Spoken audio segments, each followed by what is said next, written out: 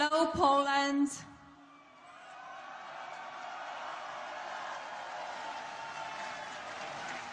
Thank you very much.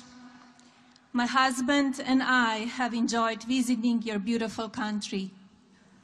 I want to thank President and Mrs. Duda for their warm welcome and their generous hospitality. I had the opportunity to visit the Copernicus Science Center today and found it not only informative, but thoughtful in its mission, which is to inspire people to observe, experiment, ask questions, and seek answers. I can think of no better purpose for such a wonderful science center. Thank you to all who were involved in giving us the tour, especially the children who made it such a wonderful experience. As many of you know, a main focus of my husband's presidency is safety and security of the American people. I think as all of us can agree, people should be able to live their lives without fear, no matter what country they live in. That is my wish for all of us around the world. Thank you again for this wonderful welcome to your very special country. Your kindness and gracious hospitality will not be forgotten. And now it is my honor to introduce to you my husband, the President of the United States, Donald J. Trump.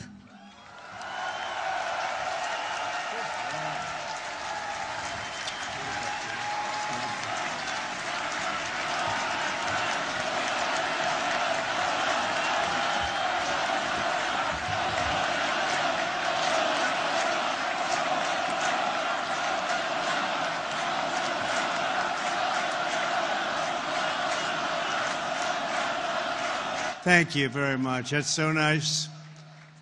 The United States has many great diplomats, but there is truly no better ambassador for our country than our beautiful First Lady, Melania. Thank you, Melania. That was very nice.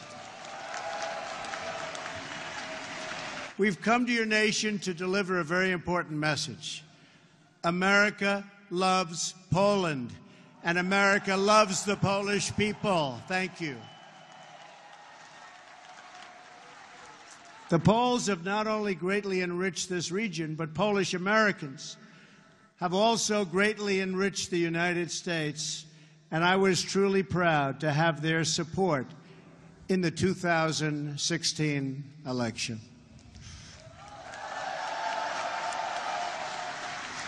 It is a profound honor to stand in this city by this monument to the Warsaw Uprising and to address the Polish nation that so many generations have dreamed of, a Poland that is safe, strong, and free.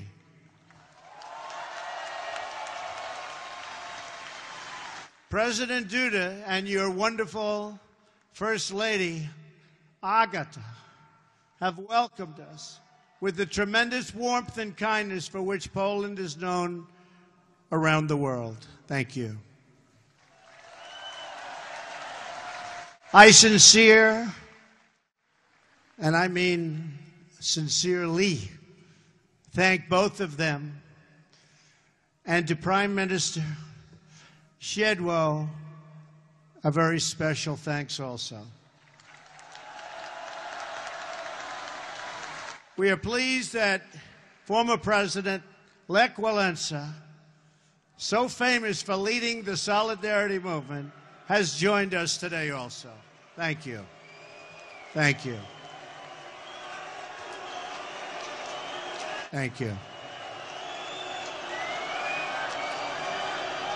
On behalf of all Americans, let me also thank the entire Polish people for the generosity you have shown in welcoming our soldiers to your country.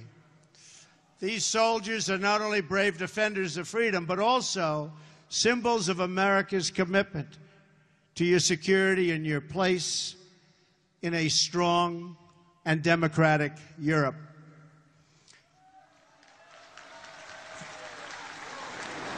We are proudly joined on stage by American, Polish, British, and Romanian soldiers. Thank you.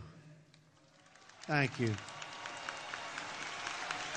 Great job.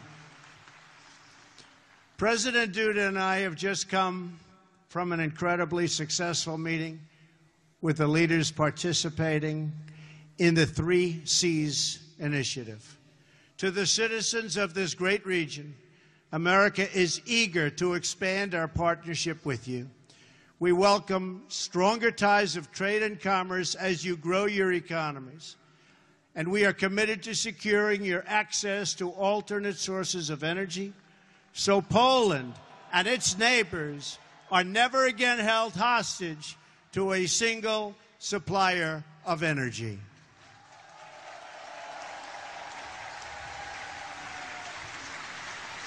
Mr. President, I congratulate you, along with the President of Croatia, on your leadership of this historic 3 Cs initiative. Thank you. This is my first visit to Central Europe as president, and I am thrilled that it could be right here at this magnificent, beautiful piece of land. It is beautiful. Poland is the geographic heart of Europe, but more importantly, in the Polish people, we see the soul of Europe. Your nation is great because your spirit is great, and your spirit is strong.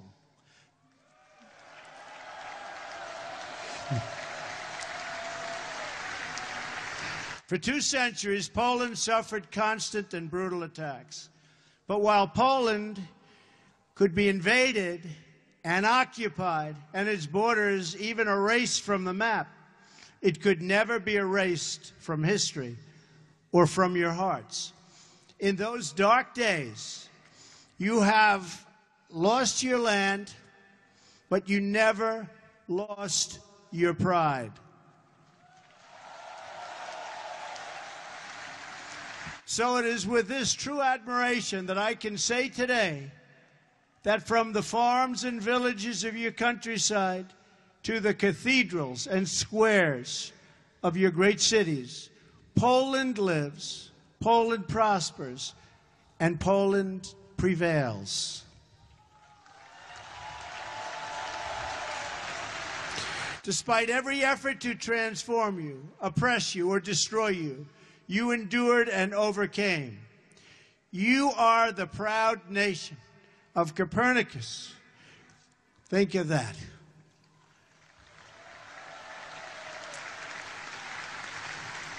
Chopin, St. John Paul II.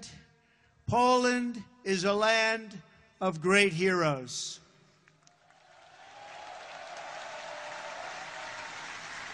And you are a people who know the true value of what you defend. The triumph of the Polish spirit over centuries of hardship gives us all hope for a future in which good conquers evil and peace achieves victory over war. For Americans, Poland has been a symbol of hope since the beginning of our nation. Polish heroes and American patriots fought side by side in our War of Independence and in many wars that followed. Our soldiers still serve together today in Afghanistan and Iraq, combating the enemies of all civilization. For America's part, we have never given up on freedom and independence as the right and destiny of the Polish people, and we never, ever will.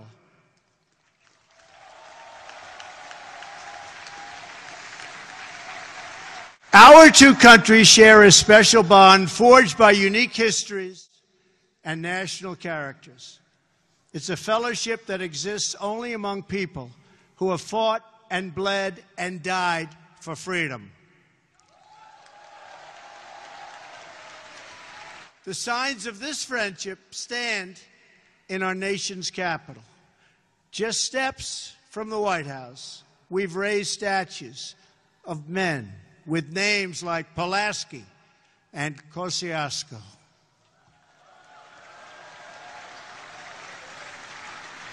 The same is true in Warsaw, where street signs carry the name of George Washington and a monument stands to one of the world's greatest heroes, Ronald Reagan.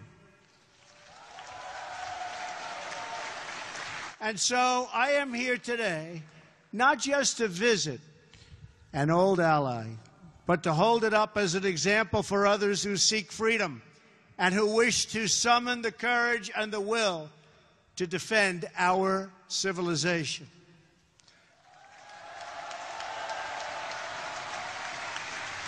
The story of Poland is the story of a people who have never lost hope, who have never been broken, and who have never, ever forgotten who they are.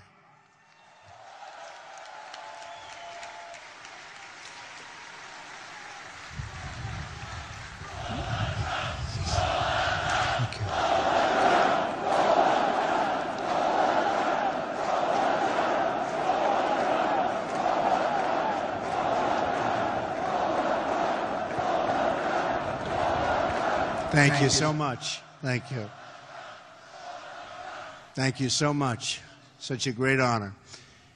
This is a nation more than 1,000 years old. Your borders were erased for more than a century and only restored just 1 century ago. In 1920, in the miracle of Vistula, Poland stopped the Soviet army bent on European conquest.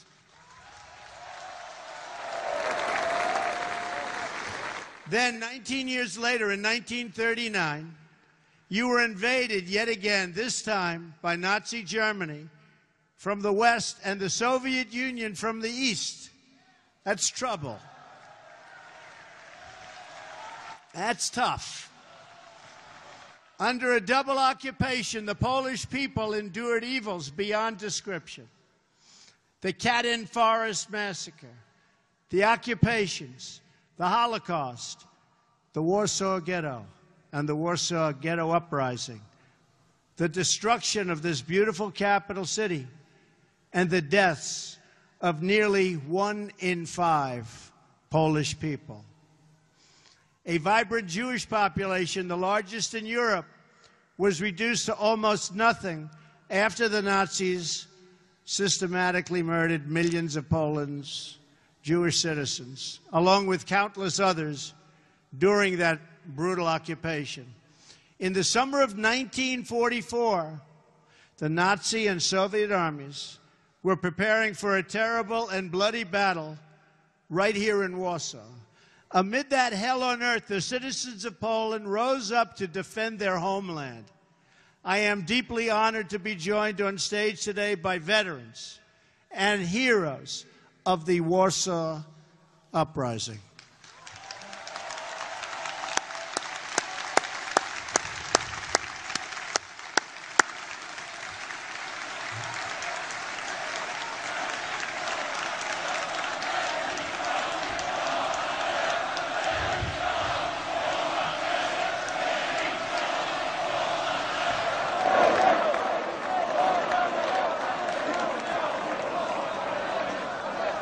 What great spirit.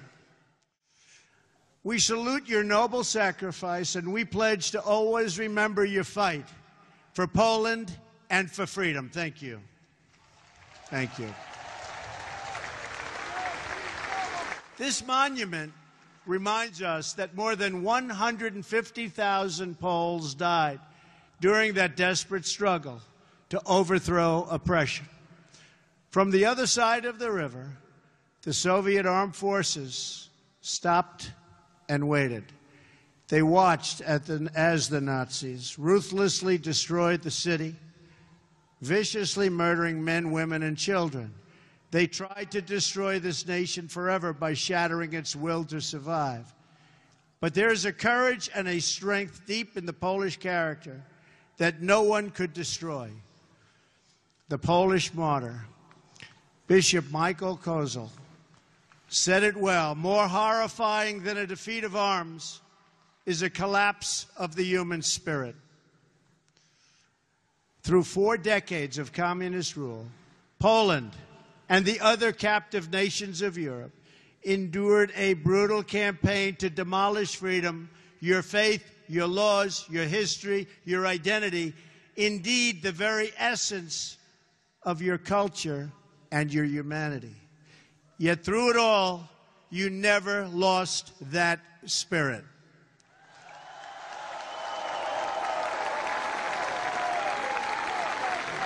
Your oppressors tried to break you, but Poland could not be broken.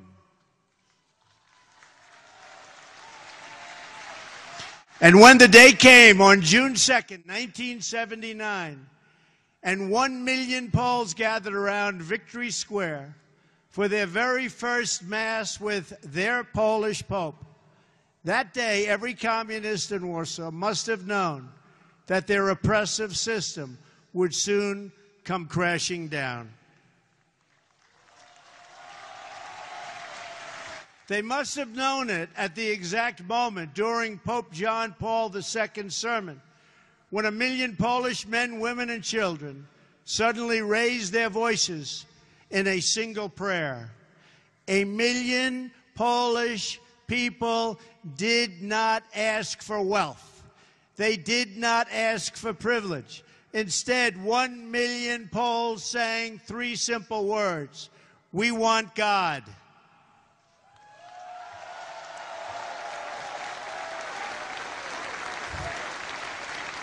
In those words, the Polish people recalled the promise of a better future. They found new courage to face down their oppressors. And they found the words to declare that Poland would be Poland once again. As I stand here today before this incredible crowd, this faithful nation, we can still hear those voices that echo through history. Their message is as true today as ever. The people of Poland, the people of America, and the people of Europe still cry out, we want God.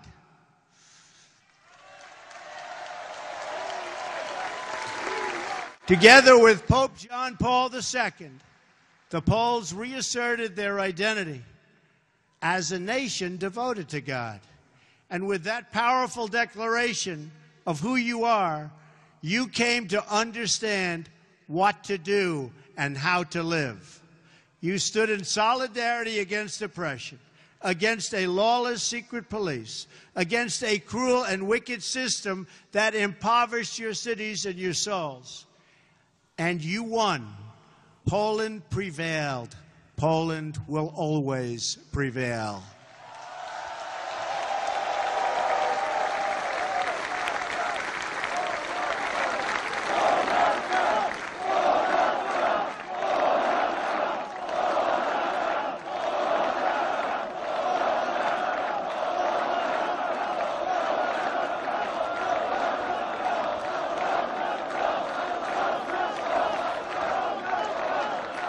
Thank you. You were supported in that victory over communism by a strong alliance of free nations in the West that defied tyranny. Now among the most committed members of the NATO alliance, Poland has resumed its place as a leading nation of a Europe that is strong, whole, and free. A strong Poland is a blessing to the nations of Europe, and they know that. A strong Europe is a blessing to the West and to the world.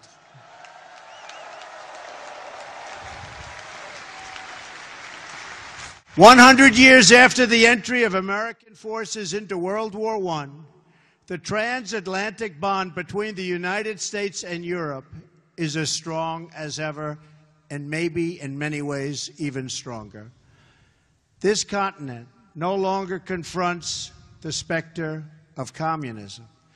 But today we're in the West, and we have to say there are dire threats to our security and to our way of life. You see what's happening out there. They are threats. We will confront them. We will win. But they are threats.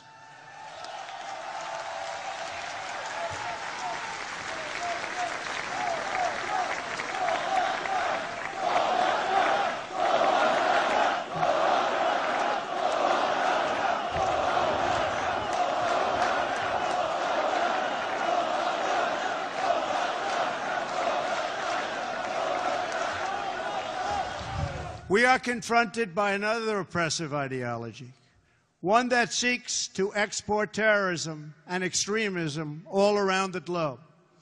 America and Europe have suffered one terror attack after another.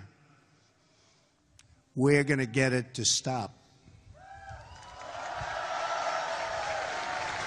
During a historic gathering in Saudi Arabia, I called on the leaders of more than 50 Muslim nations to join together to drive out this menace which threatens all of humanity. We must stand united against these shared enemies to strip them of their territory and their funding and their networks and any form of ideological support that they may have. While we will always welcome new citizens who share our values and love our people, our borders will always be closed to terrorism and extremism of any kind.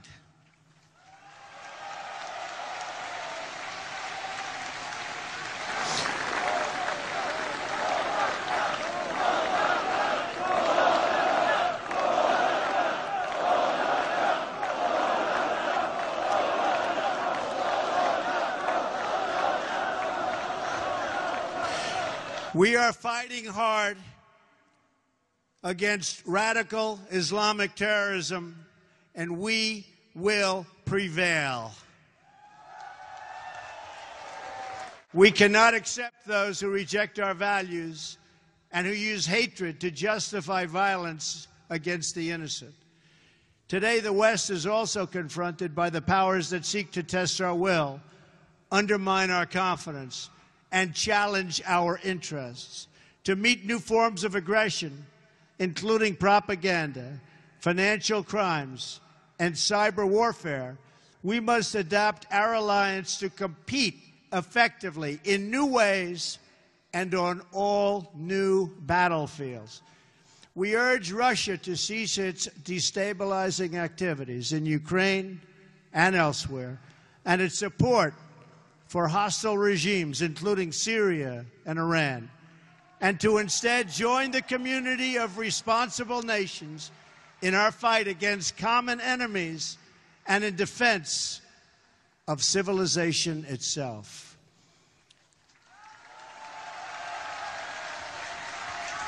Finally, on both sides of the Atlantic, our citizens are confronted by yet another danger, one firmly within our control. This danger is invisible to some, but familiar to the Poles. The steady creep of government bureaucracy that drains the vitality and wealth of the people. The West became great, not because of paperwork and regulations, but because people were allowed to chase their dreams and pursue their destinies. Americans, Poles, and nations of Europe value individual freedom and sovereignty. We must work together to confront forces, whether they come from inside or out, from the South or the East, that threaten over time to undermine these values and to erase the bonds of culture, faith, and tradition that make us who we are.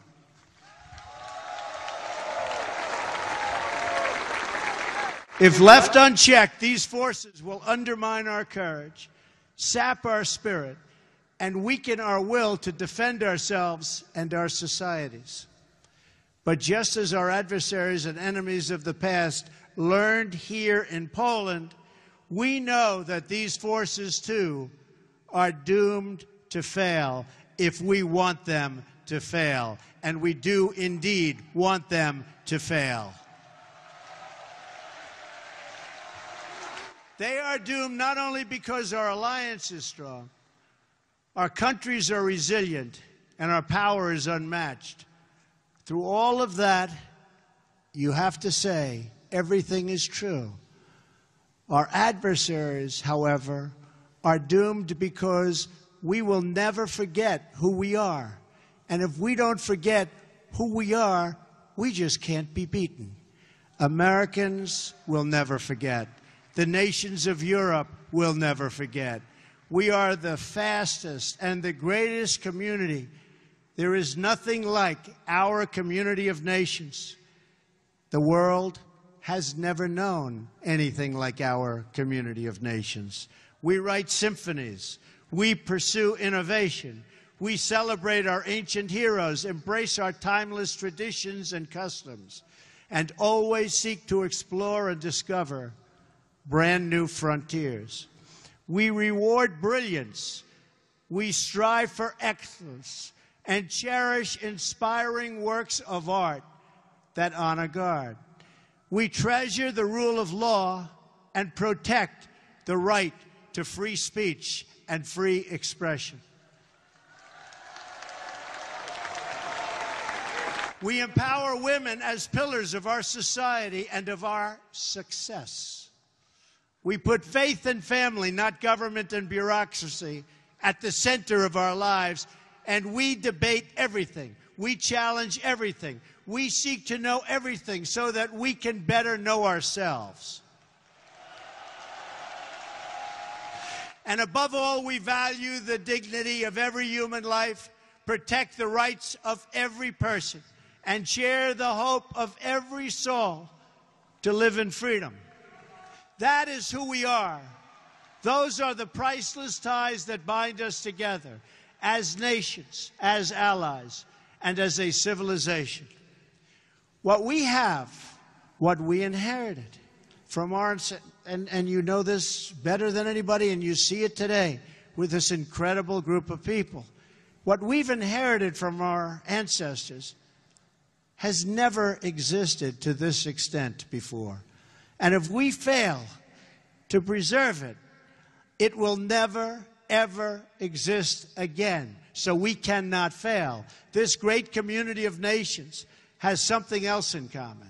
In every one of them, it is the people, not the powerful, who have always formed the foundation of freedom and the cornerstone of our defense.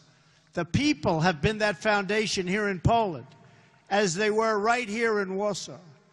And they were the foundation from the very, very beginning in America. Our citizens did not win freedom together, did not survive horrors together, did not face down evil together, only to lose our freedom to a lack of pride and confidence in our values. We did not, and we will not. We will never back down.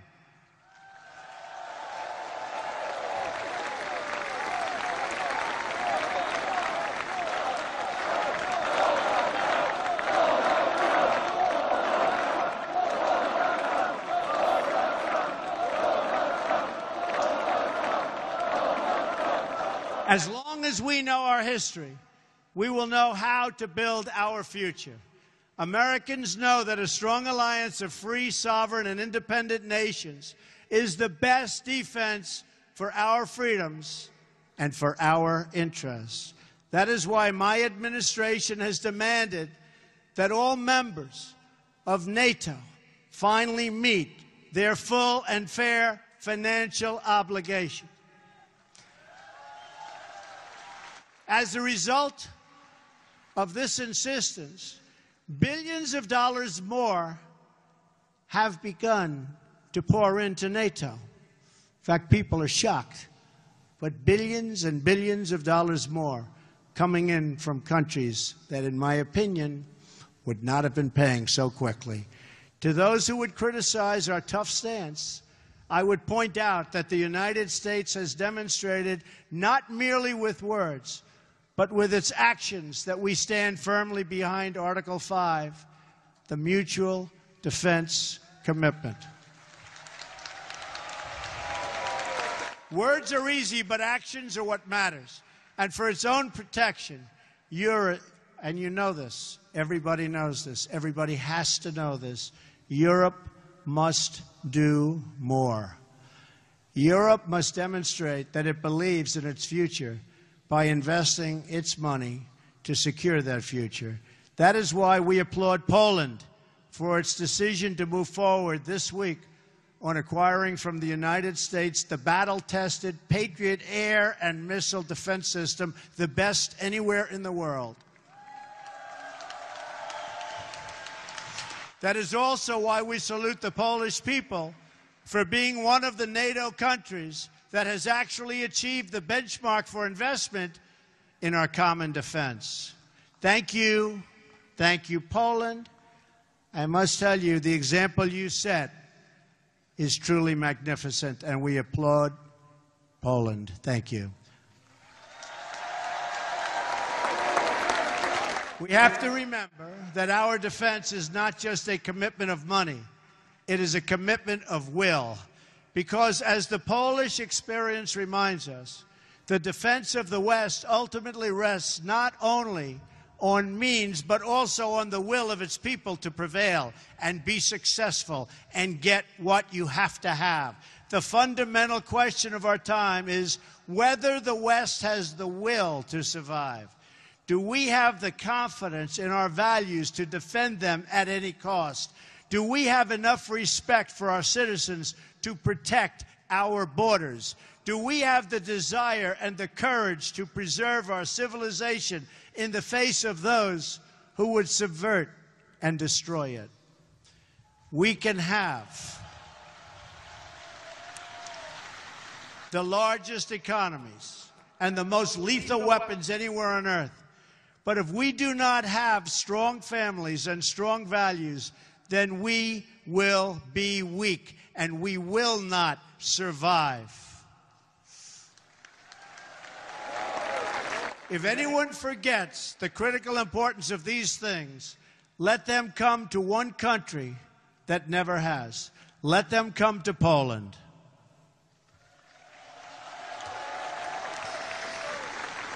And let them come here to Warsaw and learn the story of the Warsaw Uprising.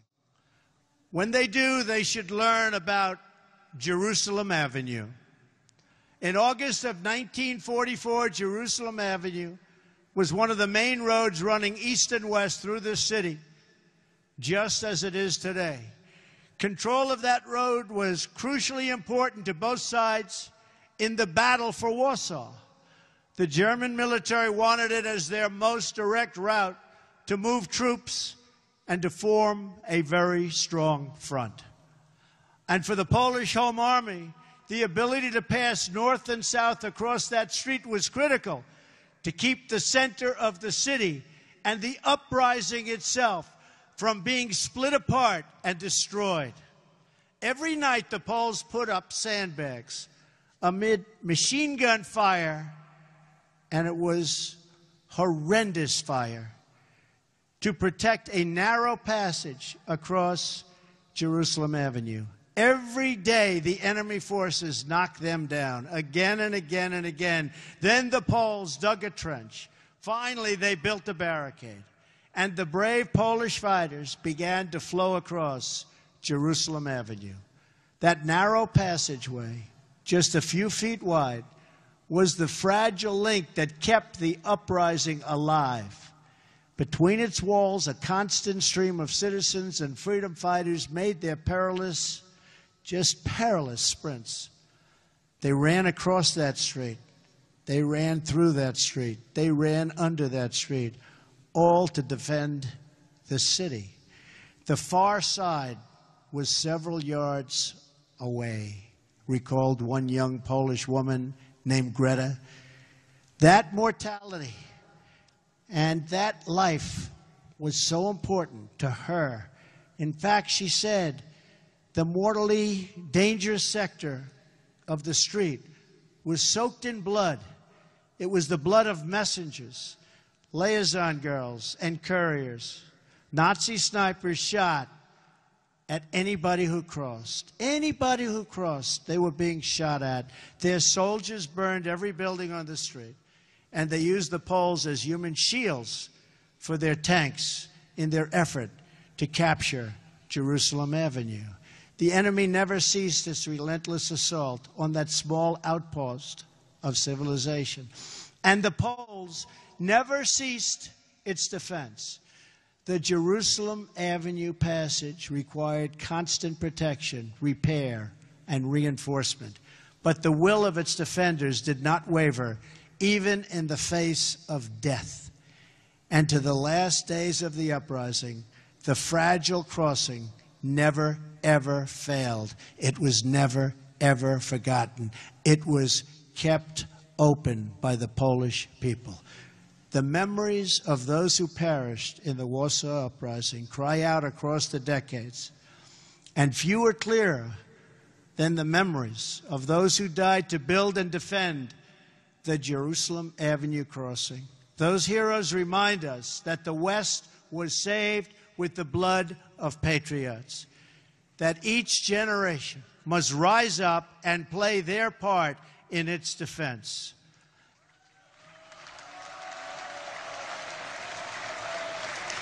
And that every foot of ground and every last inch of civilization is worth defending with your life. Our own fight for the West does not begin on the battlefield. It begins with our minds, our wills, and our souls. Today, the ties that unite our civilization are no less vital and demand no less defense than that bare shred of land on which the hope of Poland once totally rested. Our freedom, our civilization, and our survival depend on these bonds of history, culture, and memory.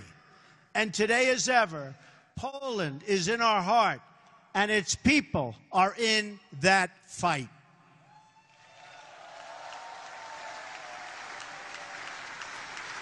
Just as Poland could not be broken, I declare today for the world to hear that the West will never, ever be broken. Our values will prevail. Our people will thrive. And our civilization will triumph.